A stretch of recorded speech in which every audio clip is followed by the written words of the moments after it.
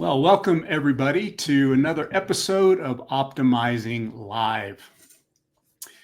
In this episode today, we're going to be reviewing part 2 of our AI blockers poll, where we're essentially trying to get insights and feedback on what people are experiencing or anticipating as potential blockers for their AI initiatives in their organizations. So part 2 of the poll, we put up talent, capabilities, gaps as one potential blocker, as well as overly complex governance and pilots that never scale.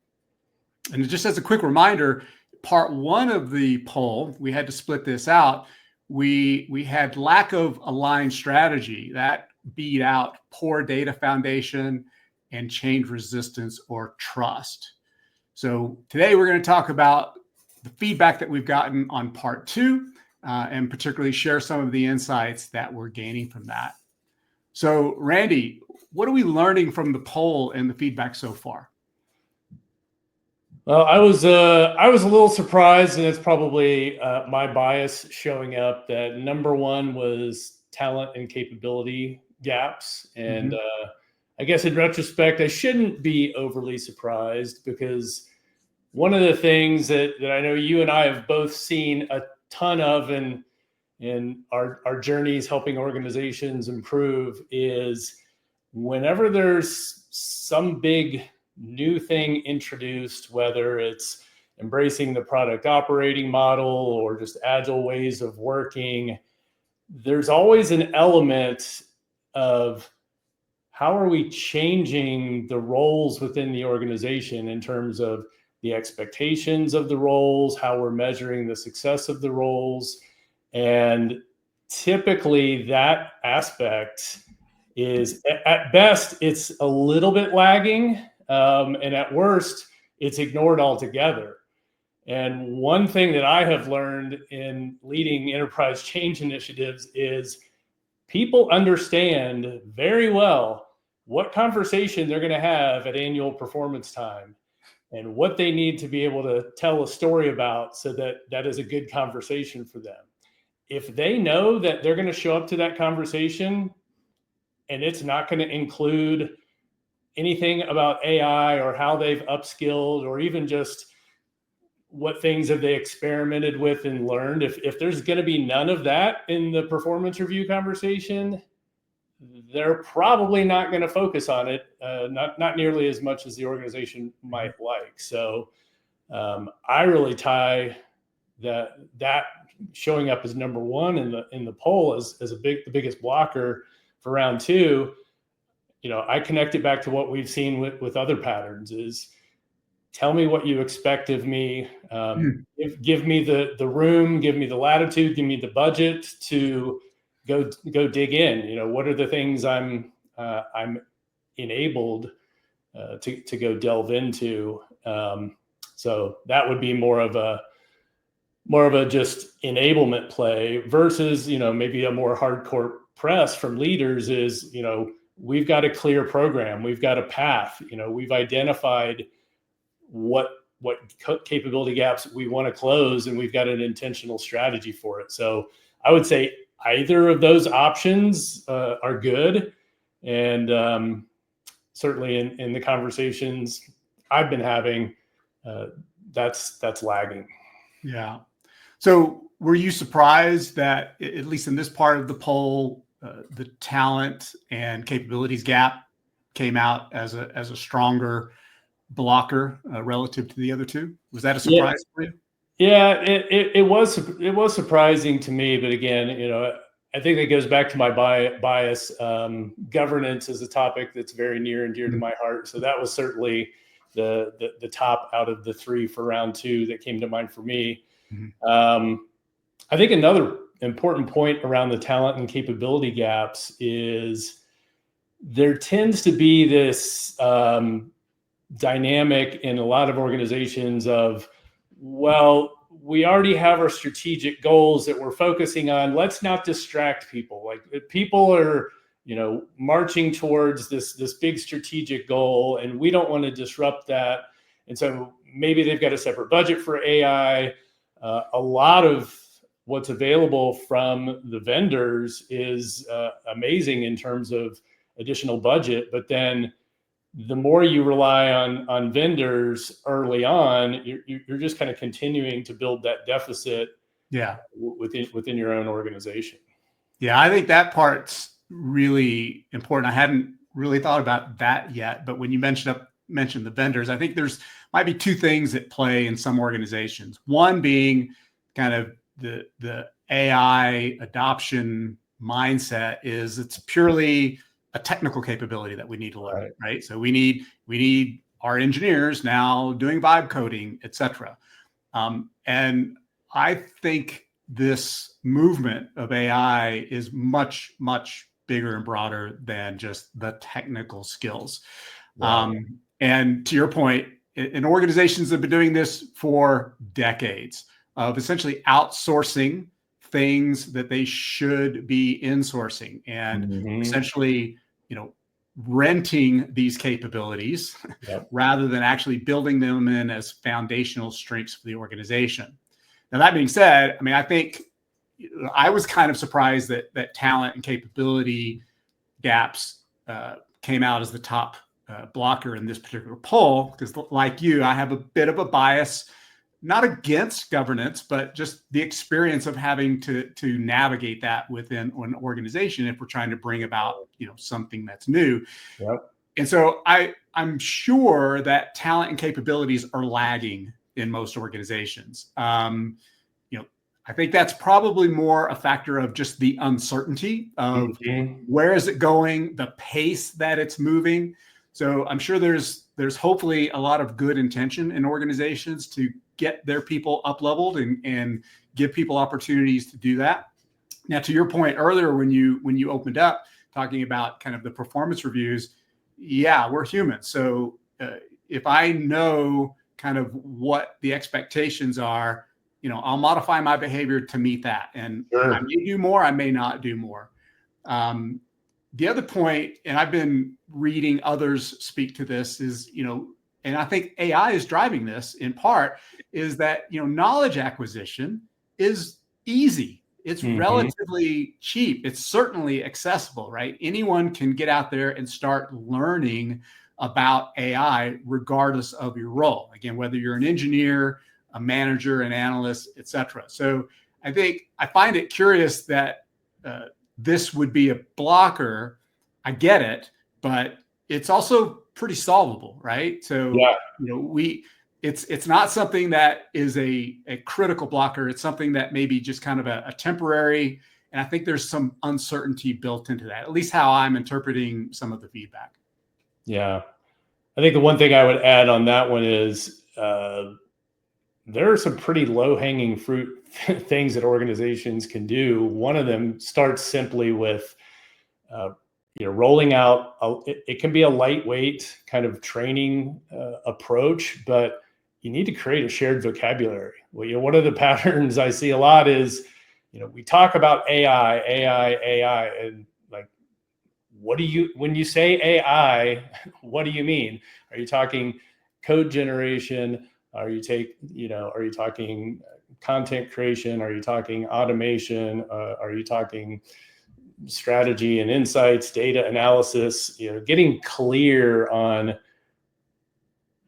not just bucketizing everything into AI, but establishing a vocabulary that helps everybody sort of have the same conversation and be on the same page. Yeah.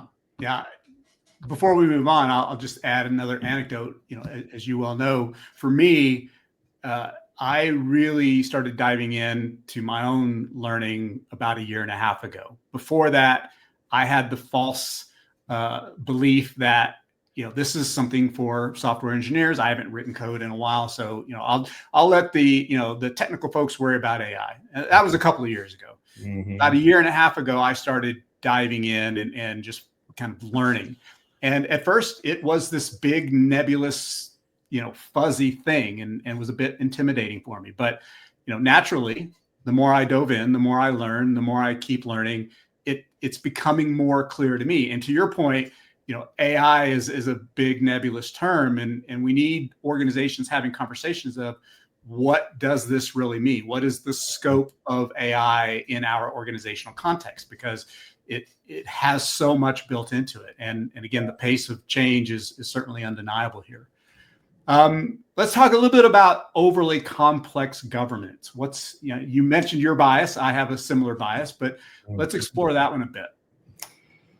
Yeah, for me, governance often is one of the biggest sources of pain in, the organizations we work with come to us because they desire some better future state. And, our goal is to help them align on what does better look like and how do we help you get there.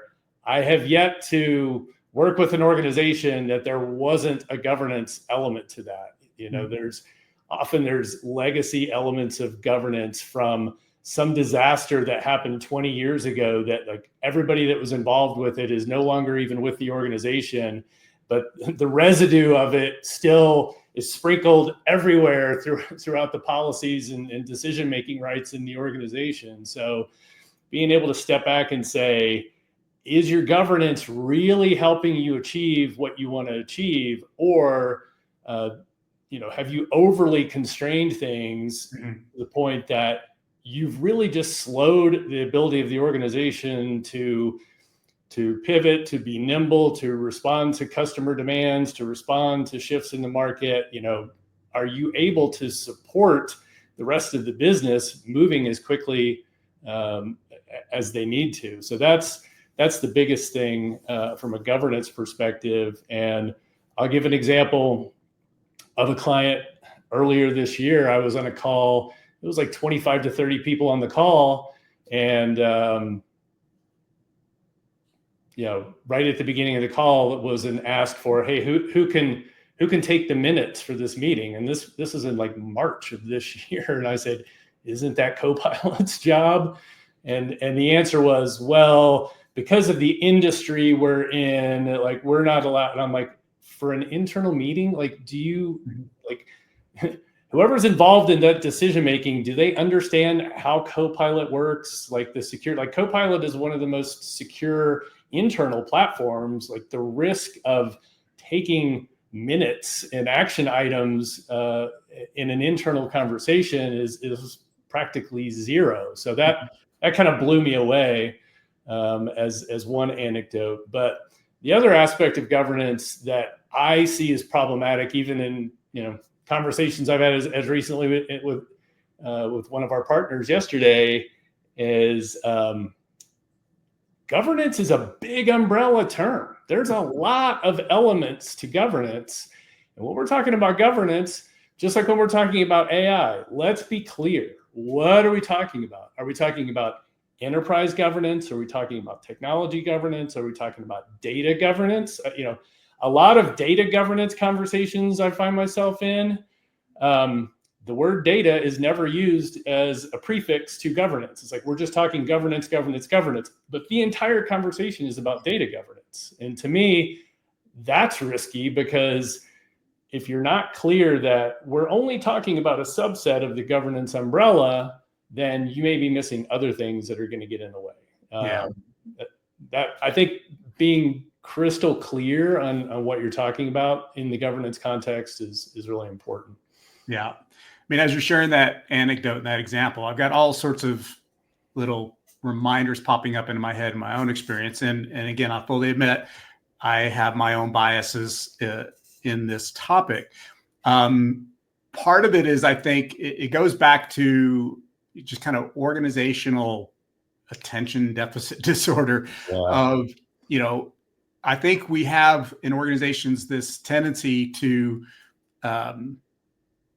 umbrella things, to use your term, and it's painful, and it sometimes creates a discomfort to have to peel that apart and really dig into it. So if let's say you and I are having to negotiate something that is bumping against this governance topic, it's almost like, we're afraid to really have the difficult conversation and to really it's just easier to gloss over it and say, no, it's a governance thing, we'll move on. And for me, one of the key points as I was looking at this particular topic is I do think, again, in my view of the world, that it is a big blocker right now. It's certainly the most obvious blocker. Let's just blame governance why we can't get these things done. Right. But I also think, while that is true, I also think it's a bit of a scapegoat. 100%. It's easy to just blame the governance or the compliance. We would be doing all these amazing things, but our governance or our compliance people are blocking us from doing that. And I think that's a bit of a scapegoat there. And I think, again, that comes to it. It may be difficult to have those conversations. You may have to iterate through these things to be able to find some middle ground. Mm-hmm. But that's what we're paid for, right? We're here in our organizations with that intention. And, I think we talked in our last episode, I think I brought up the topic of tensions in organization of, that's one of the common tensions that we have to manage, right? If we've got something that's slowing us down from a so-called governance perspective, we've got to have that conversation. We can't just point a finger at it and, shrug our shoulders and do nothing. I think that's right. Really, that's frankly just lazy. But I get it. I mean, there's a lot of things going on in organizations. There are a lot of valid reasons why you can't maybe move as fast as you would like. But I think this is just one of those areas that just gets easily scapegoated and it's easy to blame. Yeah. On the scapegoat point, that brings to mind for me, I've long held this hypothesis and would love to be able to conduct a scientific study to either prove or disprove this. But I have this belief that there's a scale, and the scale ranges from, it's kind of a sentiment scale or a mindset scale, maybe, if you will, with, even within individual teams, but more broadly within an organization. And that scale measures what is the organization's sort of stance when it comes to when we run into something hard, when we run into something that's in our way. One end of the scale is it's a why can't we? Like, we're very quick to say, oh, well, we can't do that. We can't possibly do that because of this or that. And one of my favorite leaders I've ever worked with had this term he called artificial walls of reality. He's like, all the time I hear people saying, well, we can't do that because of this. And he's like, really? Like, are you sure that's true? And I love the artificial walls of reality metaphor because it's like, we're stuck. We can't get through here because there's a wall. And he's like, if you just go up and stick your hand out, it will go right through there because there is no wall there. So that's one end of the spectrum. But the other end of the spectrum is the how can we, right? Like, is the default take, yes, we understand there are some constraints, and let's talk about how we can make this work. And sadly, I see way too many organizations, like the example I gave earlier on that call of like, oh, well, here's why we can't use Copilot for this meeting. It's like, is anybody pushing on that? Like, are you sure that's even actually true? Mm-hmm. Yeah. I think that's definitely true. And I think it's amplified by, this topic of adopting AI again, just because of, there's certainly plenty of stories of, hallucination and other bad things. Oh, that's why we can't do it. Right. Hallucination. I heard about it. Somebody had a hallucination somewhere sometime. Right. But, whether it's Microsoft with Copilot or Google with Genesis and their platforms or some of these others, there is, quote, security being built in. There is consideration for data integrity and other elements of, are we implementing or are we adopting AI in a safe way? Yeah. And I don't want to seem too flippant about the risk of hallucinations. Like, that is a real risk, but it is not a real reason not to continue. There are a number of proven methods that can greatly reduce the risk of hallucinations. So, go down that path. If that is a risk you're concerned about, which you should be, just make sure that you're factoring that into your approach. Yeah, there's certainly opportunities there to address the concerns and the risks, Yeah. but do that in a forward-thinking, proactive way. Yeah. I So have go one ahead. more quick thought I wanted to add on the governance topic. Governance is an element of your organizational operating model. Mhm. What we see is most organizations treat the operating model as a static thing. Maybe they do some small tweaks to it on, some kind of an annual type of a basis, but very few organizations are embracing that notion that we espouse, which is the adaptive operating model, like and having that as a characteristic of your operating model. Like, is your operating model something that you have the capacity within your organization and you have the organizational capability to make small adaptations over time based on what you're learning? Governance often gets kind of caught up in that trap of, well, like we can't really change the governance. That's part of our operating model, and we can only change the operating model every 3 to 5 years when we bring in a Big Four consultancy and pay them $1 million. And frankly, like, that's a bunch of horse crap. Yeah, yeah. There's certainly a lot of opportunity there to think of governance in the context of your operating model as the ability to kind of calibrate. And we can move faster or we can move slower, and governance can be one of those mechanisms that we use either way, instead of just treating it like this absolute blocker, which I see happening in a lot of organizations. So the third blocker that was in the poll and was discussed is around pilots that never scale. Mm-hmm. Yeah. Now this was, I think, got the lower score out of the poll, but I think I'll just lead off real quick. I think this one's kind of interesting because it's it's subtly different than the other two. So the first two, talent, capabilities gaps, overly complex governance, those are pretty clear. And there's also a pretty, if true, there are some pretty straightforward ways to remediate that, just like we talked about, right? Go have a conversation, bring your governance people into that conversation. Don't just, think of it as we're butting heads, but think about it collaboratively. If you've got talent and capabilities gaps, well, let's start educating people, right? There's not a lot really blocking that other than kind of the will and the desire. But when we're talking about pilots that don't scale, to me, that is different in that there's some whys that you have to get to in there. So why don't our pilots scale?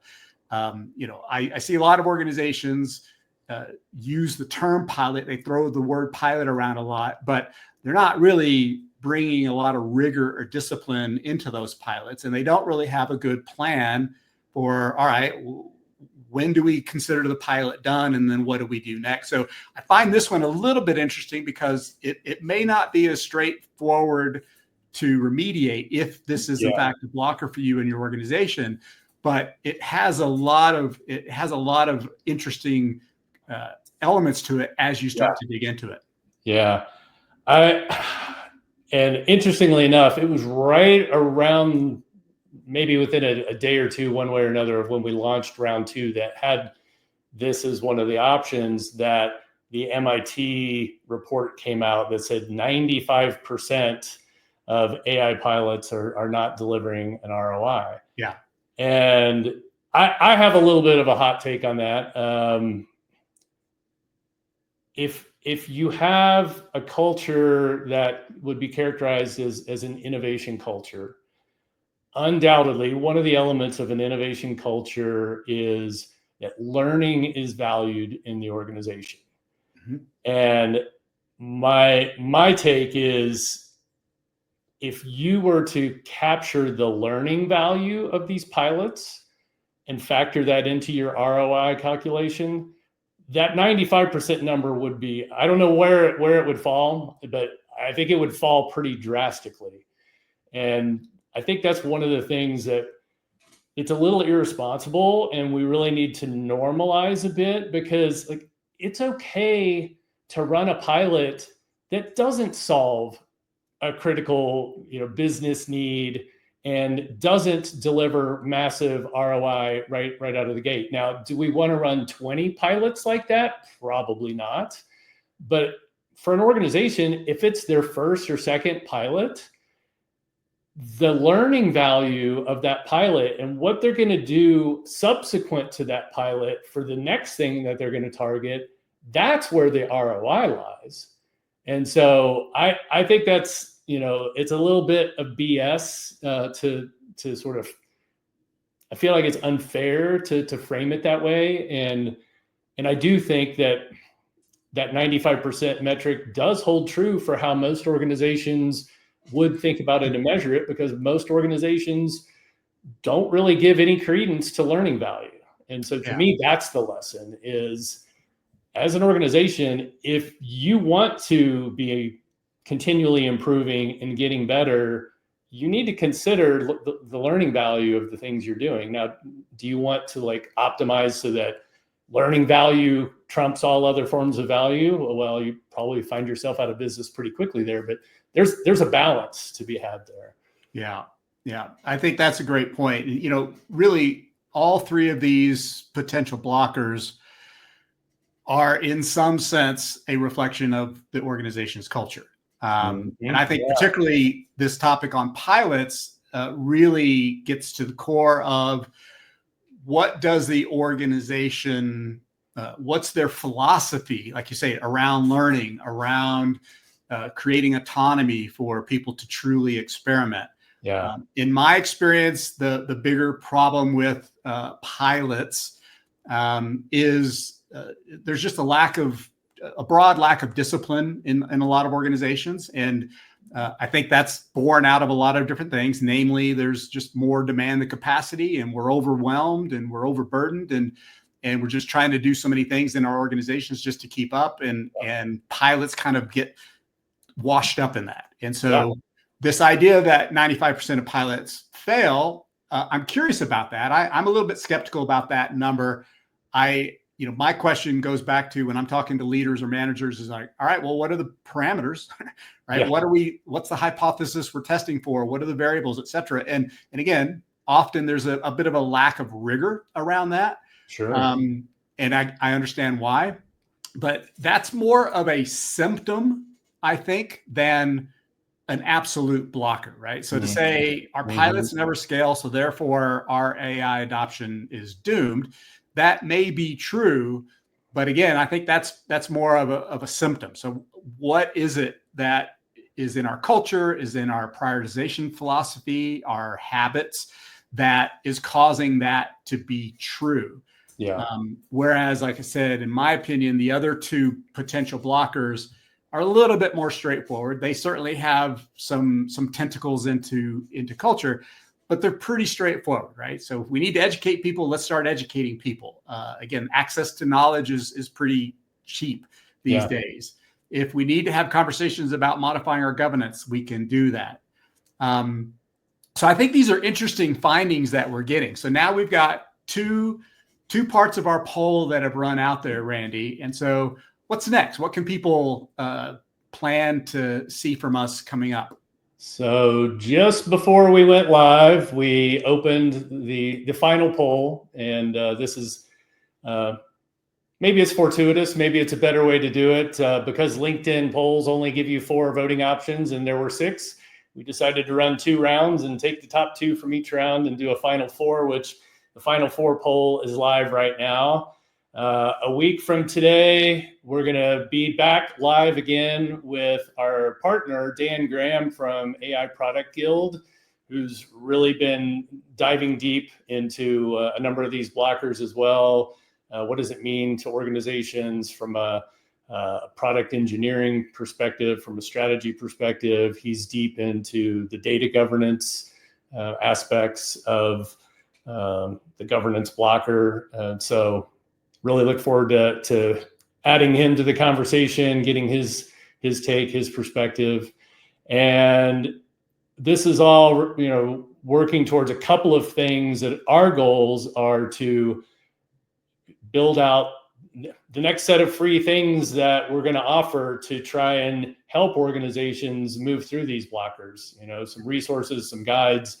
And we're going to sort of take this from the LinkedIn Live conversation around the poll to we're going to run a micro course, an unblocking AI micro course that's going to get really clear on how do you detect which blockers you're experiencing, what are the likely root causes of those, and what are some tactics, and give some tools to help organizations get unblocked.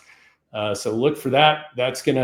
We'll probably be getting that on the schedule any day now. We're targeting the last week in September, so that'll be coming up fast. But it's going to be 90 minutes. I guarantee you, it's going to be a value-packed session, and the plan is for Dan Graham to join us in that micro course as well, because he's got some really valuable insights and perspectives to add. So, yeah, looking forward to it.